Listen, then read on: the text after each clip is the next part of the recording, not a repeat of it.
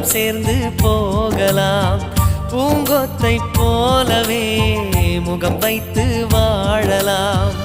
நம் சிரிப்பை படம் பிடித்து வாழ்த்து மடல் வழங்கிடலாம்.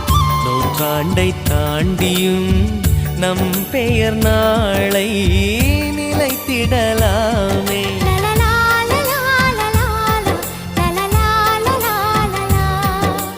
Happy new year, happy new year வந்ததே.